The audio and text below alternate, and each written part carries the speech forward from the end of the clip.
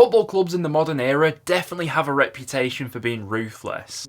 You're fired. And that certainly applies to the Championship as well. Already this season, there have been 12 managerial changes in the Championship, and I have a feeling that a few more could be on the horizon as well. In today's video, we're going to be taking a deeper look into some of the managers that are under the most pressure right now, and I'd be interested to hear your thoughts down below. Which bosses do you believe to be under the most pressure, and what's your current feeling with your manager at your club as well? Plenty to discuss in today's video. Obviously, we've just had the weekend's games going on as well, so do drop your thoughts on those games down below. But without any further ado, let's jump in. I think the natural place to start out is with Mick Beale at Sunderland, because it already feels like he's on thin ice just 7 matches into his tenure at the Stadium of Light. It was another loss for Sunderland over the weekend, now means it's just 2 wins from his 7 matches in charge so far. Now Beale, to begin with, was walking into a pretty tricky situation at Sunderland, because let's face it, he wasn't that popular of an appointment. Of all the names that were being linked with the Sunderland job as a potential successor to Mowbray, I think it's probably right in saying that Beale was bottom of every Sunderland fan's list. He got the job in the end, and while I'm sure the Sunderland fans were hopeful to be proven wrong and were wishing Beale on to do his best job at the club, it's not transpired like that so far, and the stats so far really speak for themselves. In making the change from Mowbray, Sunderland were looking to click up a gear into promotion form, but under Beale so far they've averaged 1.16 points per game, which when projected over an entire season would be worth just 53 points. To put into context what that means, Huddersfield averaged 1.16 points last season, and they ended up finishing 18th in the Championship, and that's the sort of form we're talking about when we're discussing Sunderland right now. Now the question is, what's the board going to do about this sinking ship? Are they going to make a snap decision on Beale and reverse their decision, realise they've made a mistake, which, let's face it, doesn't reflect very well on them because it shows they got the wrong man to begin with? Or do they double down on Mick Beale and back that long term he is the right man for them, because the Sunderland fan base right now doesn't seem to be on side? The Wise Man Say podcast ran a poll over the weekend basically asking Sunderland fans whether they thought Beale should be sacked after just 7 matches, and remarkably so, 91.4% of the vote came in as yes, Beale should be sacked, which is a truly remarkable result to that poll, which had over 3,600 fans voting on it. The board will be a little bit more measured probably in how they approach this, but with that being said, once you get that sort of a turn in the fan base, it is incredibly hard to claw that back. Next up for Sunderland, it's games against Stoke and Middlesbrough, and boy did they need a result or two in those matches. Sunderland fans, I want to hear from you in the comments down below. Where do you stand on Beale right now, and can you see him turning this around? Another Championship boss who's definitely feeling the pressure right now is Preston's Ryan Lowe, and I think it's fair to say that definitely came across in his post-match interview after the defeat against Leeds. He really honed in on the penalty decision at the end to deflect away from everything else. Despite Lowe's comments, I think the majority of Preston fans have agreed that it probably was a penalty. Ledson did have his hand stuck out. The problem with North End isn't that game in isolation, it's an overriding pattern which has been the case more often than not so far this season. We're slipping down the Championship, and the wider form book does look massively alarming. After that defeat against Leeds, it now means it's just 5 wins in our last 21 league matches, which is absolutely grim looking at the form book. The underlying numbers aren't kind to Preston at this point of the season either. Only 3 sides have conceded more goals than we have, and only Rotherham have accumulated a lower XG than Preston have in the season so far, which should send alarm bells ringing. Now in December, on the back of this dismal run of form, Preston did release a club statement basically saying that Ryan Lowe isn't going to be going anywhere and we are going to be backing him over this tough run of form. Since that point, we did pick up wins against the likes of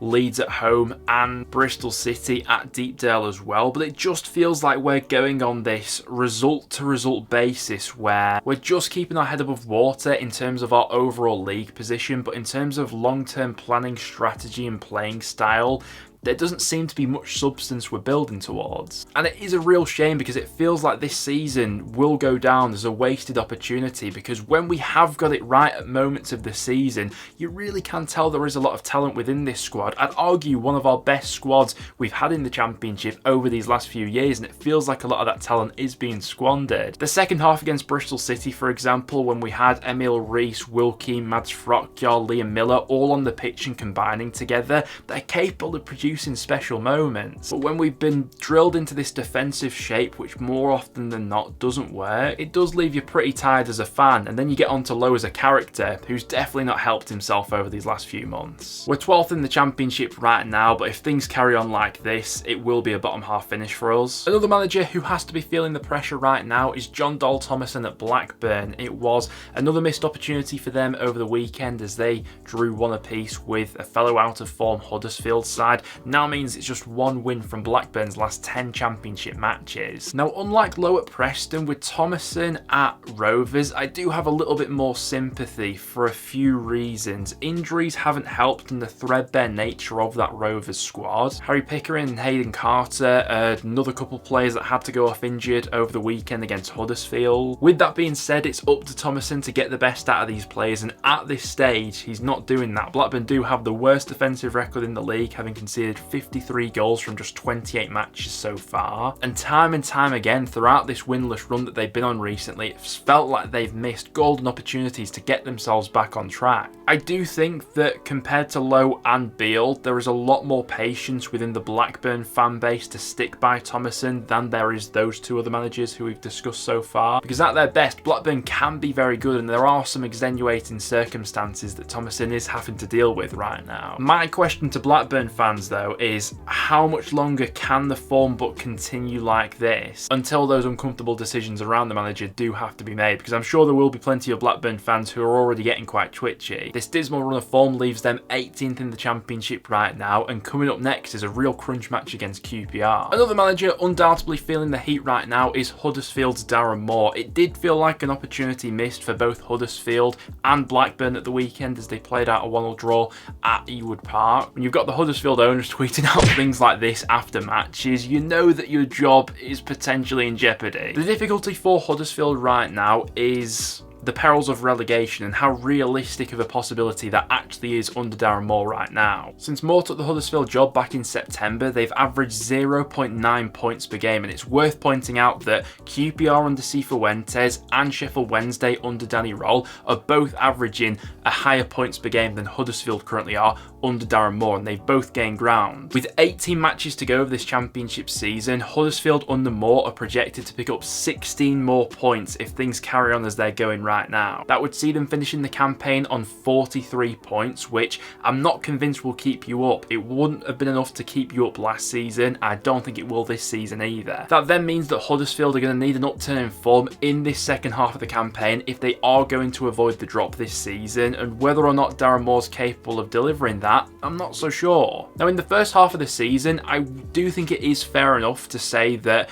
definitely not all the blame lies at the manager's door. I think there is a lack of quality throughout that squad which has got Huddersfield into this situation. But it does have to be said, they've been pretty active in January so far, and I'm not sure that same excuse will wash in the second half of the campaign. They've certainly been a lot more active in the transfer window so far than a lot of their other relegation rivals that are around them have been, and Huddersfield will be hoping that that's enough to tip the scales in their favour in terms of avoiding relegation come the end of the season. But in terms of the standard of football that's been served up under Darren Moore so far, the underlying numbers which don't look great either, I think I, like a lot of fellow Huddersfield fans, do have some doubts about that. They really achieved the impossible last season by that miraculous run they went on towards the end of the campaign under Neil Warnock to avoid relegation, and it does feel like that relegation trapdoor could swallow them up this season if we don't see a considerable improvement from them over these next few months. Well guys, there we have it. There are 4 Championship bosses who I believe to be under extreme pressure right now. Would you agree with that, and any other Championship managers